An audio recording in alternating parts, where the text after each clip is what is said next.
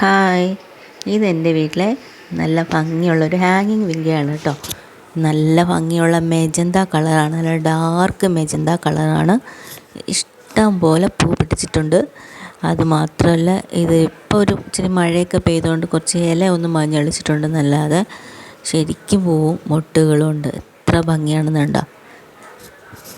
നല്ലൊരു പിങ്കല്ല, നല്ല dark magenta കളറാണ്. വലിയ പൂക്കളുമാണ്.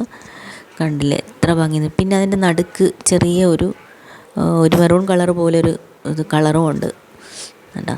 ഇതിൻ്റെ മെയിൻ കുഴപ്പമെന്ന് വെച്ചാൽ ഒത്തിരി വെള്ളം വീണ് കഴിഞ്ഞാലും ഭയങ്കരമായിട്ട് വെയിലടിച്ചാലും ഇല മഞ്ഞളിക്കും, വാടിയതുപോലെ നിൽക്കും. പക്ഷേ പട്ടുപോവുകയും വാടുകയൊന്നുമില്ല, ഒരുപാട് കാലം നിൽക്കും.